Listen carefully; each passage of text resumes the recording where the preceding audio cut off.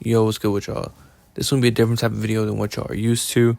Recently, I've been noticing a lot of things going on in the NBA, and it's been kind of giving me that itch to, I guess, talk about it. Right now, I want to talk about All-Star, and if something goes down on the trade deadline, we can make a video then. But yeah, let me get my yap session off, and make sure y'all like, comment, subscribe. You know it's T when you see them two fingers touching. Okay, so right here I have Kawhi Leonard's stats from this season. And I'm not being biased when I say Kawhi Leonard deserves to be at the bare minimum a all-star reserve. He's averaging 27, 6 rebounds, and 4 assists with 2 steals on 50, 40, 93 splits. You know how insane it is? Especially to be a reserve. And he didn't even make the All-Star team. Let that sink in. Now, y'all can argue, oh, the Clippers don't have a positive record. So then why did Siakam make it? You cannot argue games with me if LeBron James, Wemby, and Jokic, and probably other guys that I'm not thinking about off the top of my head, they all have less games than Kawhi Leonard.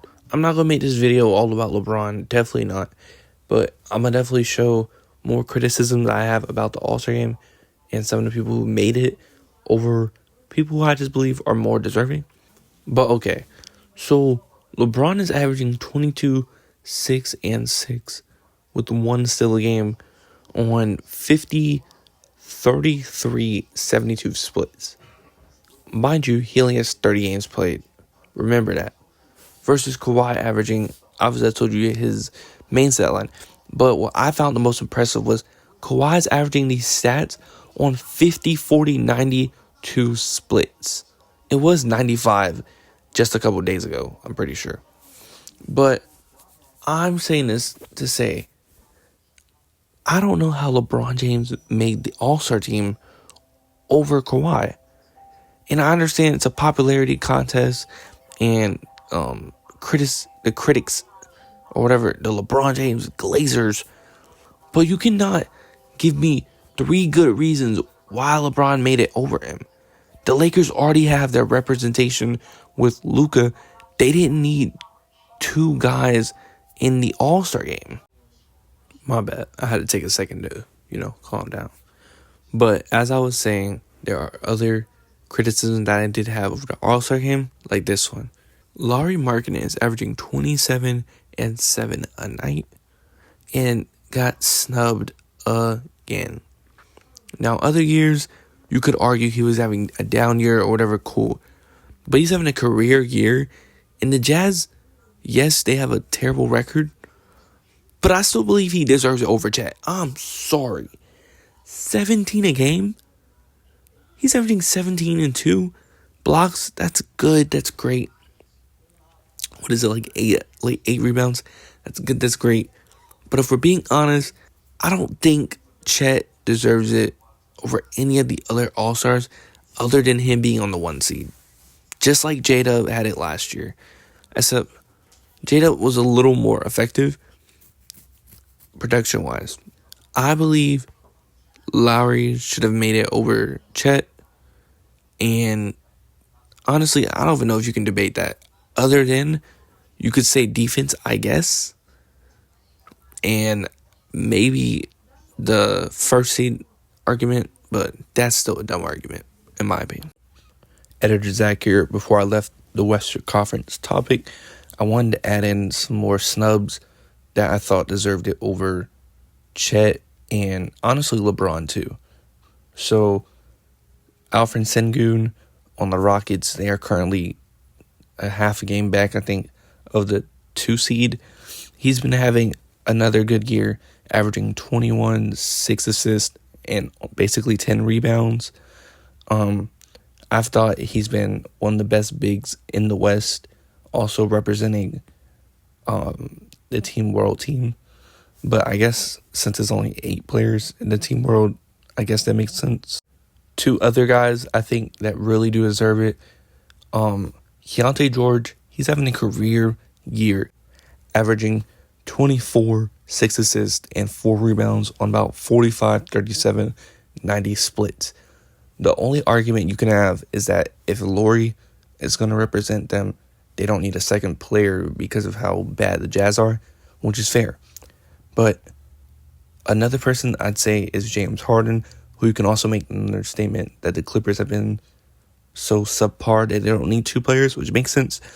But Harden's averaging 24, 8 assists, and 5 rebounds.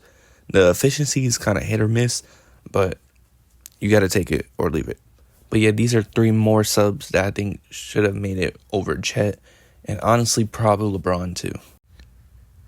Okay, now my argument for the East isn't going to be as strong just because it's much closer in who could have made it, who didn't.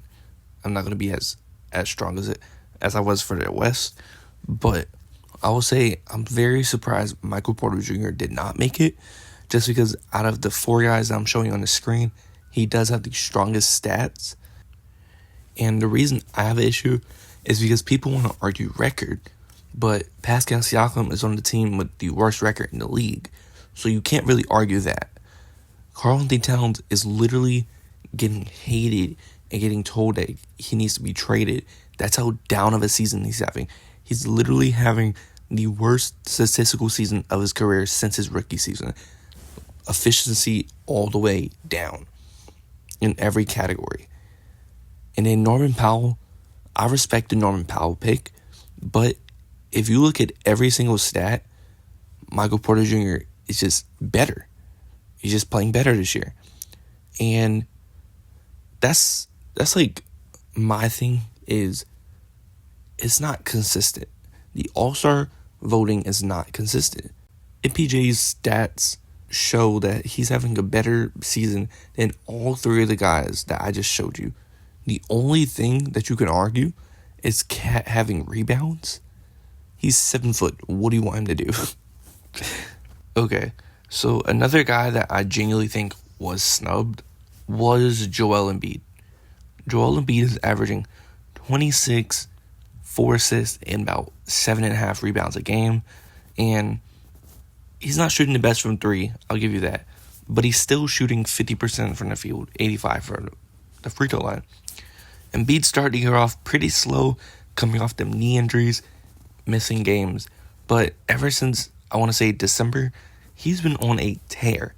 Now, if you want to argue games, sure. But then you have to go back to the LeBron situation. LeBron only has 30 games, Embiid has 28. If we want to argue about seeding, Embiid is currently the 6th seed, about a game and a half above the Heat, and obviously above the Pacers. The only player above him in this big 3 is Karl-Anthony Towns. Embiid has been having a better season than all 3 of these guys, and literally the only argument you can have is that these guys have been healthy for the most part, which is a fair argument because all these guys have had over 40 games played, I'm pretty sure.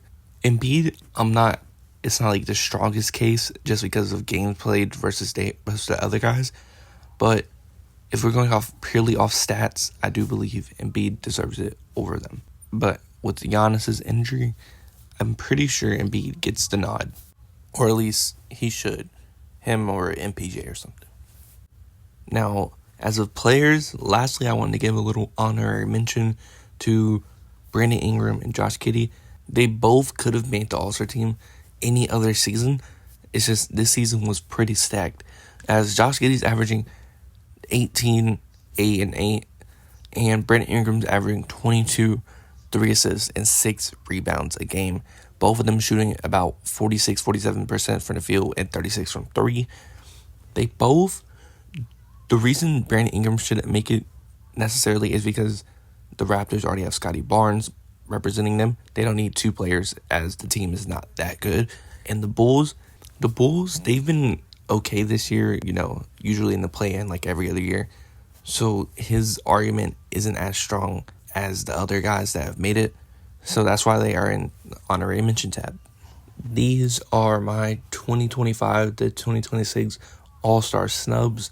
And the main reason I kind of made this video was to kind of just rant and show out the inconsistencies in the All-Star voting process. But I don't want to make this video too long, as it's already past 10 minutes. But yeah, hopefully y'all enjoy it. If y'all want me to make more NBA content, I definitely will. I might make a trade deadline video. We'll see. But yeah, make sure y'all like, comment, subscribe, and let me know who y'all have as an All-Star snub and who y'all think should not have made it. And hopefully y'all enjoyed this style of content. And yeah, have a good one.